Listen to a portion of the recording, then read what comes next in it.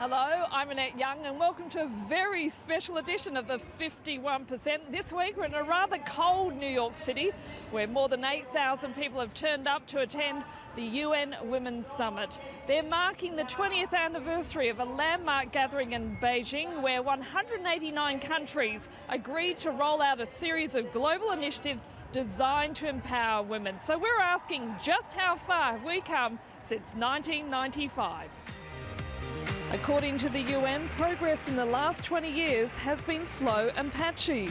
We take stock of what's been achieved and what hasn't. Also, we talked to Hollywood actor Geena Davis, who's making it her life mission to see more women in the lead, both on and off screen. And when 8 out of 10 parliamentarians across the world are still men, this meeting is looking at how to boost the numbers when it comes to women in politics.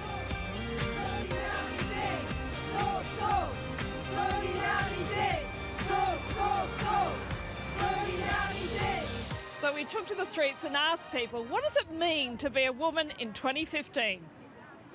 Being a woman in 2015 means being responsible for your actions, being in charge of your life and fighting constantly. I can do what I want. It's pretty amazing, but also there's so many things that are still hurting women today and men because of lack of equality. And I think that violence against women is the big thing that we really need to address right now. What's important is fighting against violence based on gender, the participation of women in politics and in decision-making, but also the financial independence of women. Freedom, struggle, hard work. Being a woman today means having to fight the same fights our mothers and grandmothers took on, except they're hidden.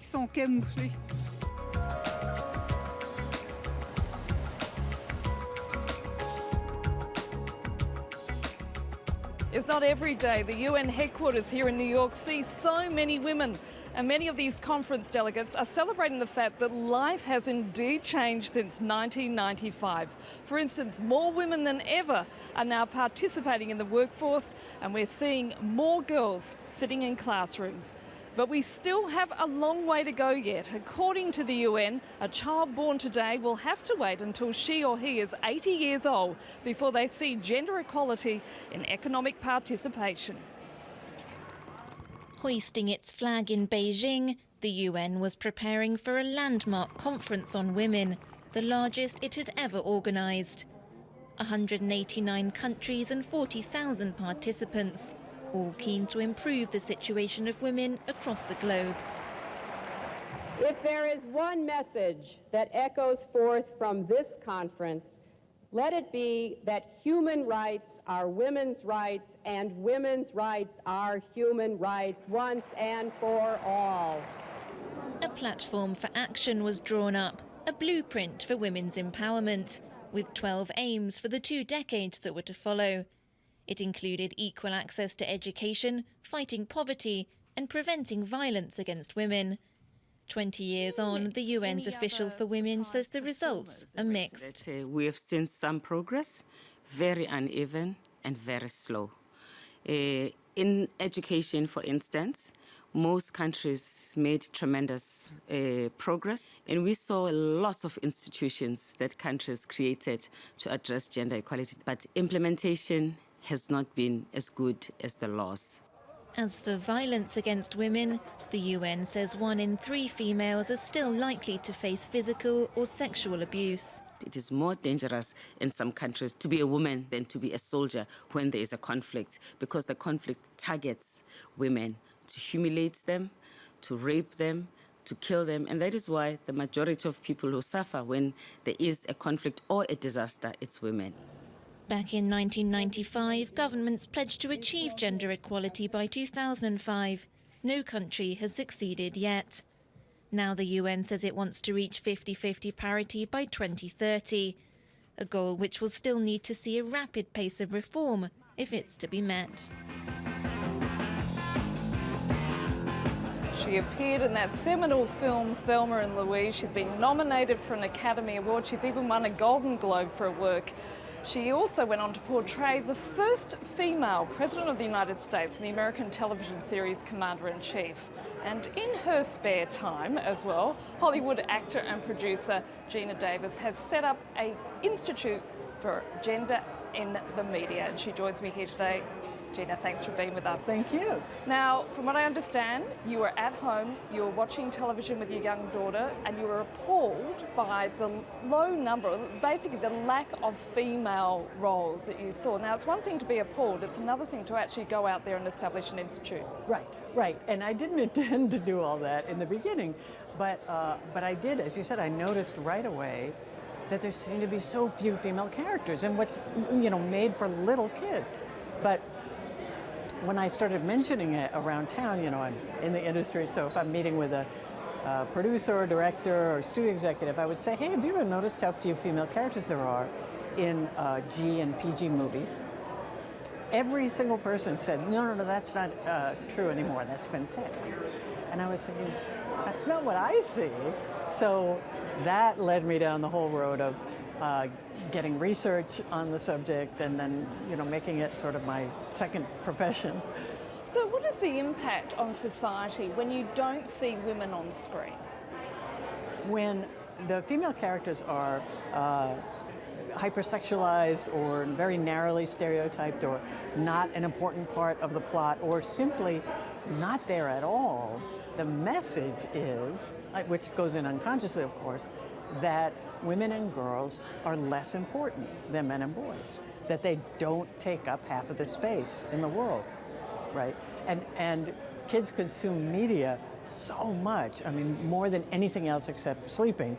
So this relentless viewing is pounding into their brains the idea, frankly, that girls are second-class citizens, and boys and girls take in this unconscious message. So it's very damaging to our society and very hampering to the progress that we want to make as far as empowering women and girls, getting more women in elected office, more women in the C-suites and positions of authority.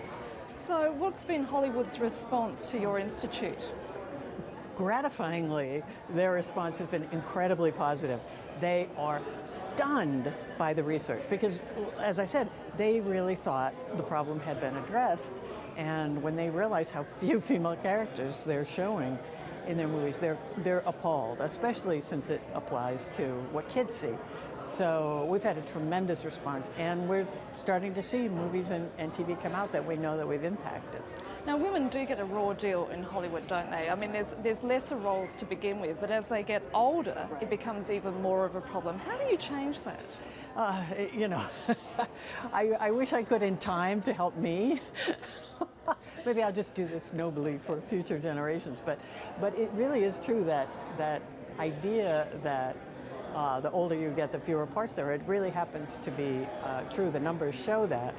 And I think part of the reason is that the default character is so often male, that they make characters female when there's a reason she needs to be female. But if it's the general or the boss or the doctor or whoever, it doesn't occur to people, oh, well, that could just as easily be a woman as a man. So what I'm encouraging studios to do and creators is think of whether this character could be a woman. Go through your script and change a bunch of first names to female.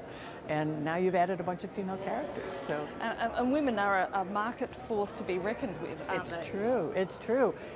Movie after movie comes out that's starring women or about women or directed by a woman that's wildly successful. And we're not seeing the momentum building as it should. But the numbers are there. It's been shown now that movies with more female characters in it make more money, less likely to be a big flop. So I think we're ready to turn a corner. Geena Davis, we're going to have to leave it there. Thank you so much. Thank you. My pleasure.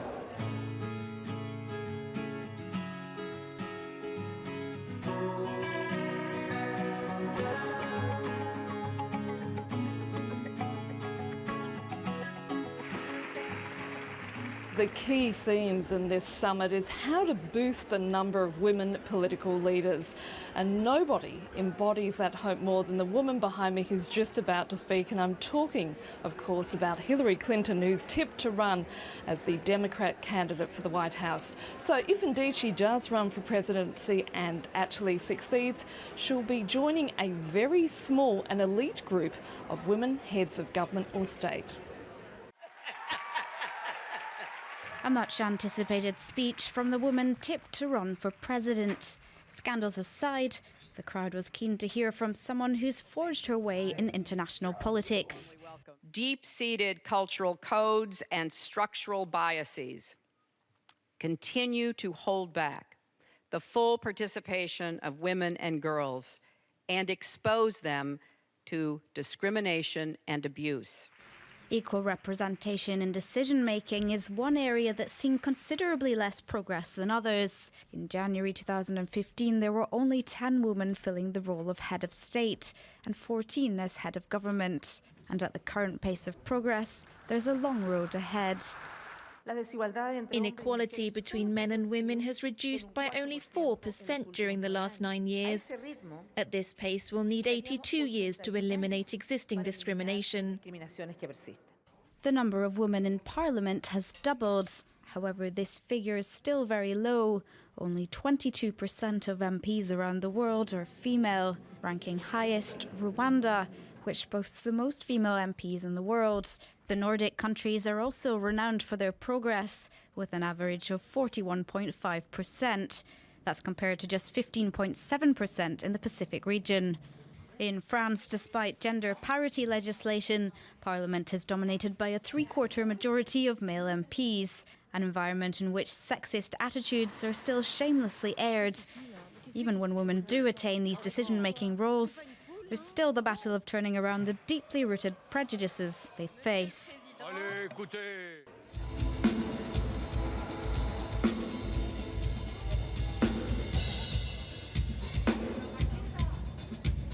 Well, no event of this calibre is, of course, complete without an evening gala, not to mention a red carpet too. That's it for this special edition of the 51%. In the meantime, if you want to give us some feedback on what you've just seen, please head to our Facebook page, that's France24, the 51%, or do send us a tweet at _51%. In the meantime, we're going to leave you with some images from tonight's performances. Until our next program, bye for now.